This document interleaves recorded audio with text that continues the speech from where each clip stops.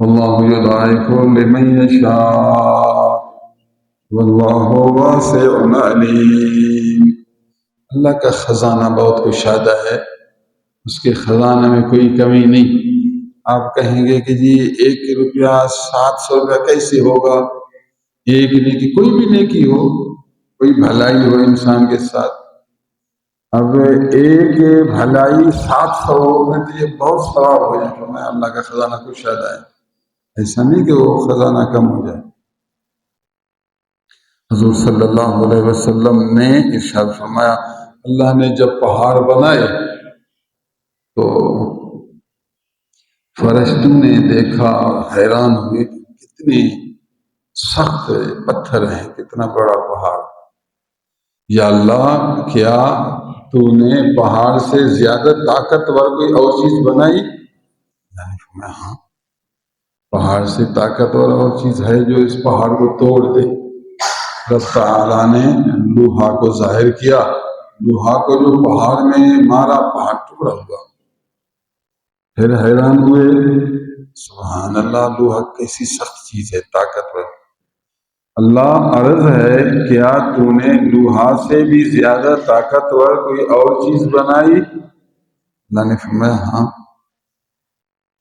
آگ آئی اور لوہے کو پگھال دیا، پورا لوہا پانی پانی ہو۔ کمال ہے، آگ میں اتنی طاقت ہے جو لوہے کو پانی بنا دے۔ اللہ، کیا تو نے آگ سے بھی زیادہ طاقتور کوئی چیز بنائی جو آگ کو بھی ختم کر؟ اللہ نے فرمایا ہاں۔ پانی آیا، بارش نازل ہوئی، آگ ساری بجھ گئی، ختم۔ کمال ہے، اتنی بڑی آگ اور پانی کے آنے سے آگ ختم۔ یا اللہ، کیا تو نے کوئی ایسی چیز بنائی جو پانی سے بھی زیادہ طاقتور ہو، اس میں اتنی زیادہ طاقت ہو جیسے پانی کو بھی ختم کر دے؟ اللہ نے فرمایا ہاں۔ ہوا تیز چلی، پانی کو اڑا دیا، پانی سارا خشک۔ پانی موجود تھا، ہوا جو چلی، ہوا میں ایسی تاثیر ہے کہ پانی ختم۔ کمال ہے کہ ہوا میں اتنی طاقت ہے، جو پانی کا کمال والا وہ بھی ختم ہوگا۔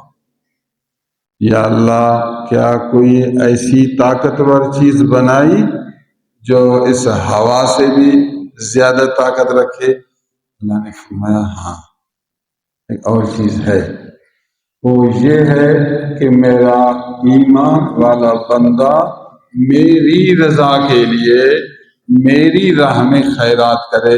اس طرح خیرات کرے، دایاں دے تو بائیں کو پتہ بھی نہیں چلے، میری رضا کے لیے دیتا ہے، تو یہ خیرات اتنی طاقتور ہے کہ اس ہوا سے بھی زیادہ طاقت رکھتی ہے۔ یہ حدیث مبارک ترمذی شریف کی ہے، قال الترمذی ھذا حدیث حسن، یہ حدیث حسن ہے، اور مشکوٰۃ شریف باب الصدقہ میں نقلاً موجود ہے۔ ہمارے پیغمبر آئے اور ہمیں زندگی گزارنے کا طریقہ سمجھایا کہ زندگی گزارنے کا یہ طریقہ ہے۔ قرآن آپ کے سامنے پیش کیا گیا، حضور کا فرمان آپ کے سامنے پیش کیا گیا، حضور کی اپنی زندگی مبارک کا طریقہ کار وہ بھی آپ کے سامنے پیش کیا۔ رمضان شریف کے مہینے میں بالخصوص حضور لوگوں پر زیادہ احسان کرتے اور ہر سائل کو کچھ نہ کچھ ضرور دیتے تھے۔